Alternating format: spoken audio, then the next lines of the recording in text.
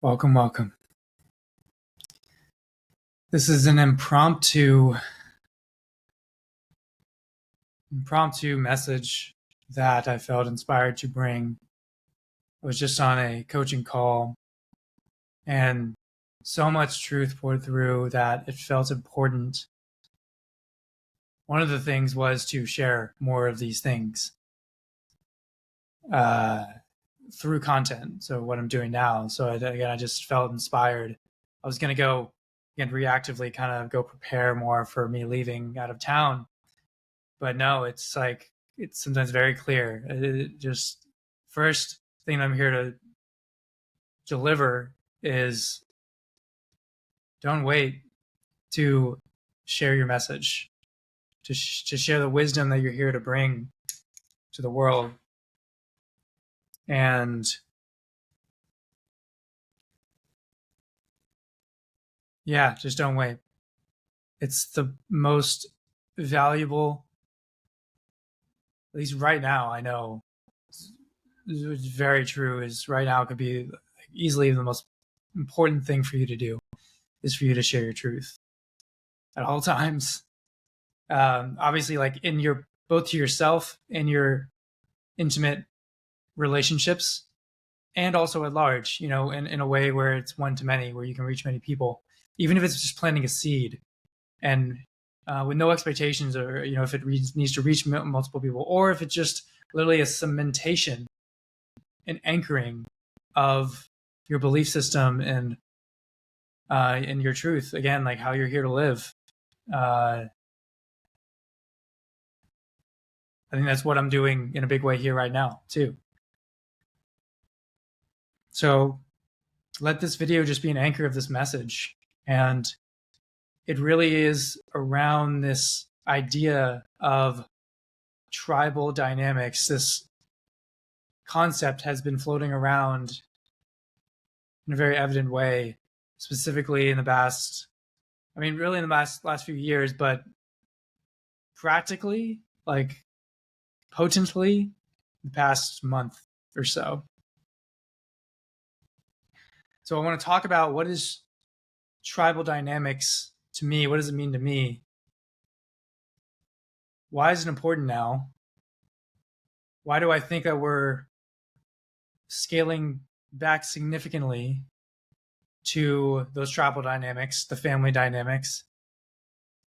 And why it's so important for us to come all the way back, scale all the way back, not just to the tribe, but to the self, the tribe within us, and creating integrity within that in order for us to thrive as a tribe at large.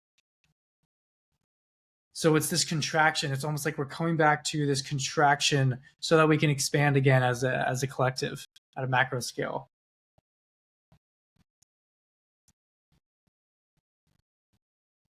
And so I don't think it's just scaling it back, like I said, to our communities right now and then fixing things. Like we can do that, but I think it needs to also come back all the way here.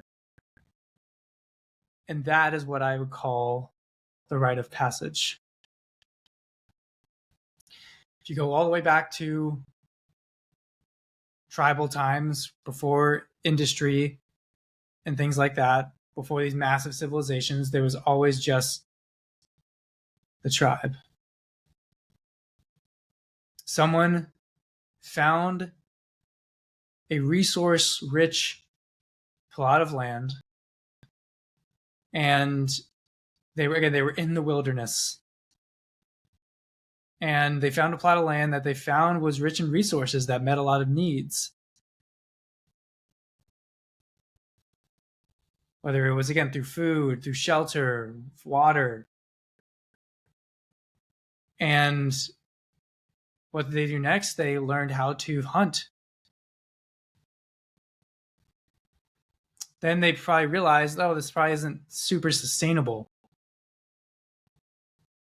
I could hunt and exert a lot of energy and then be fed for maybe a day, maybe 2 days.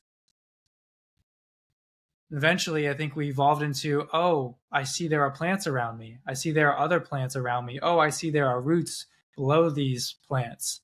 Oh, I see that there's kind of like an interconnection between all of them and myself. That there's an intelligence to this and that there's an abundance to this.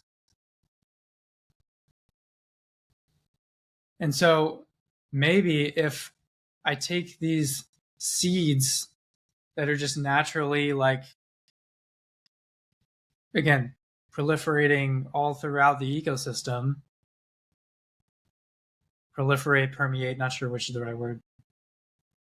I observe that I can do that too. I can harness, I can become a part of that natural cycle.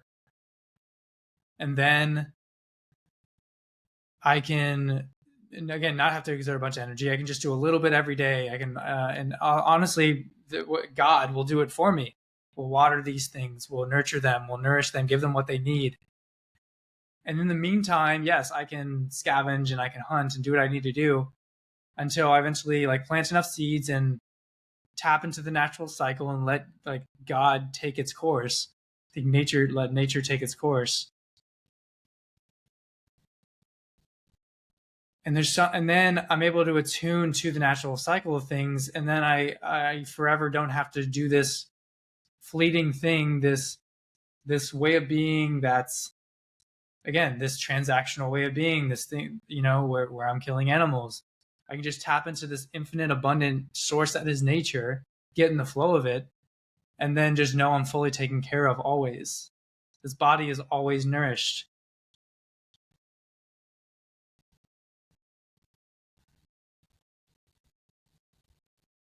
And so that is what I believe is the true rite of passage. It's someone who's been able to know that they're fully taken care of no matter what.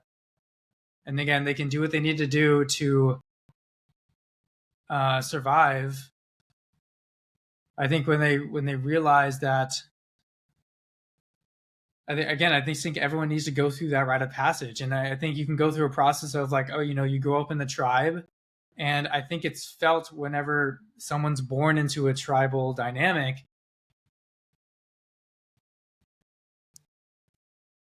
But they don't, again, like, I think this is the whole idea of, how millennials, baby boomers had millennials and Gen X's and all these things. And then we ended up staying in the nest, for a long time. And again, like we weren't being forced into the rite of passage. Some of us were, some of us weren't. And I think it's something that's unavoidable. I think eventually, like, we all have something unique. Like, we have a unique expression, unique gifts unique genius that we're here to contribute to the tribal dynamic. And I think that's like the people who had, again, a small tribe, like Native American or just any native tribes, they knew that because they could feel the energy. They could feel when someone was becoming a burden. They were becoming, because they weren't living their true purpose and their true role in that system. Just like a cell in the body. I see a lot of people use this analogy of like the cell in our body. Our cells have a specific function that they're designed for. They have a specific role in the full body, the full system.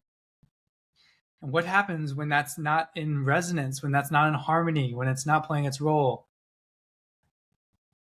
It can then become erratic, and it can become cancerous. And so I think it's important for us to know when we are perpetuating this avoidant strategy of our own rite of passage. When we have codependent relationships around us where we're all just kind of like keeping each other afloat instead of just holding each other accountable to our brilliance.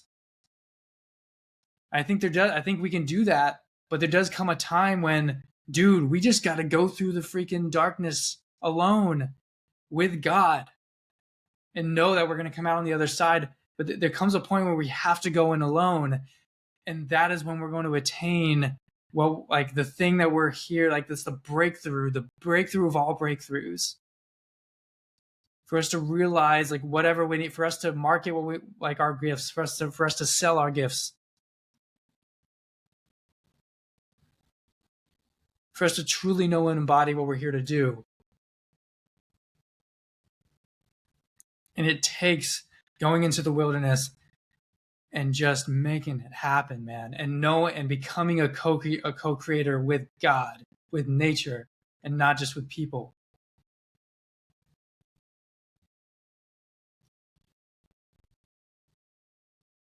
And it makes sense why I was feeling called to record this, because it's really the most important message that I could bring to whoever is meant to receive this, whoever's meant to hear this right now. The number one person who's meant to hear this right now for me is me.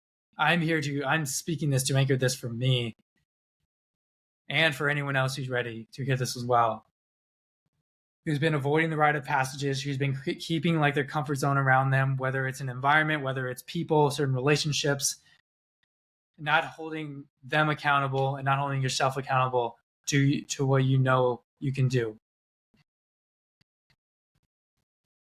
And what I'm here to, again, the place that I'm coming here, where I'm coming from is I'm speaking to like the deepest love possible is you being fully authentic to your truth and holding up your boundaries, doing what you need to fulfill your rite of passage fully so that you can then overflow into your brothers and sisters, into the tribe. And to be putting the boundaries up for you to be able to do that, saying, again, all the people like you're trying to walk, let's say you're trying to walk out of the village and you're like, dude, I got to go into the wilderness alone. I got to do this alone. But people are again, they're calling back to you like, dude, wait, no, like, come help me with this, or trust me, the tribe is here. It's fine. It's here. Like everything you need is right here. And it's like, dude, no, like what I'm here to bring is not in the pre-existing tribe.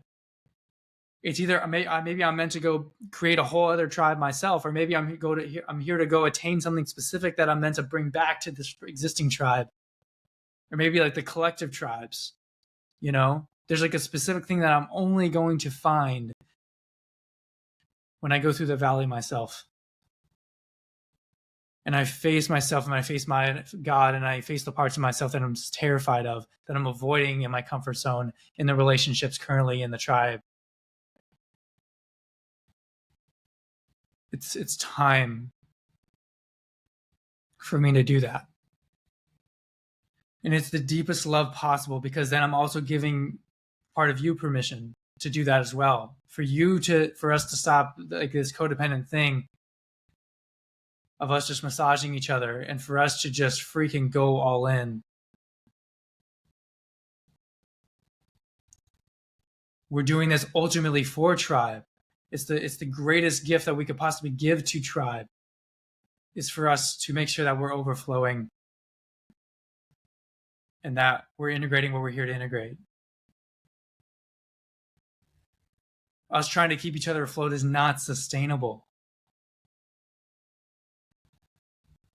And it's gonna, like, nature's gonna naturally make it happen one way or another. All the plants go through their own sovereign process.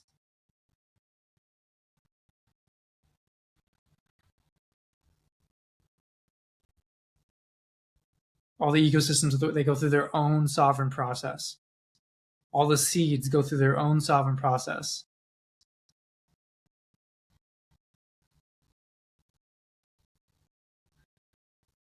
We're all going to be provided for, but we all need to go through that rite of passage. This is the invitation and permission to make things happen, to welcome that thing and know it's the best thing for you. In that is full abundance and just everything that you're here to be. Maybe you've been tapping into notes of that.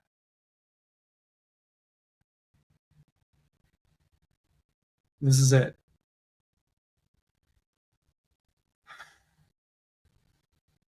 Love you. I love you so much. And I know it's scary.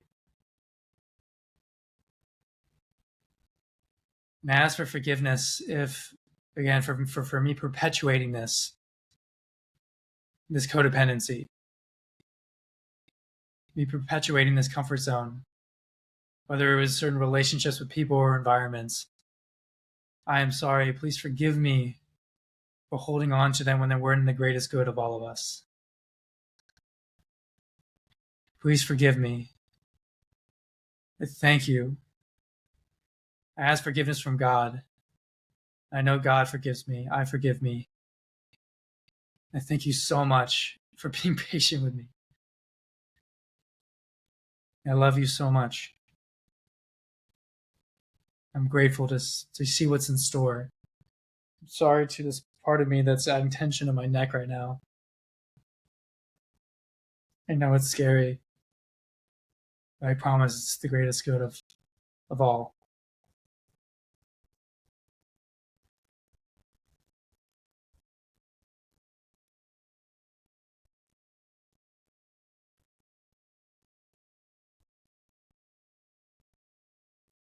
I'm just sitting in that right now. I'm just sitting with a part that doesn't understand yet. And that's scared. I know. I know. I know you may not want to understand. I know it's scary. But I'm gonna love you. I'm gonna love you anyway through it. I understand why you may not want to understand and why you're scared. But it's time.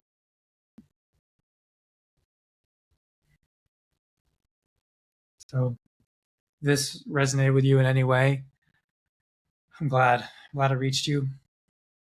Go ahead and let me know in the comments how it resonated with you. It's very reassuring when I know this is reaching more people. So comment below, like, subscribe. Help me amplify this message to more people who believe in love and a world of love and a world of us like speaking our truth of what we want and what we don't want and creating heaven on earth. And with no shame, with no doubt, with no guilt.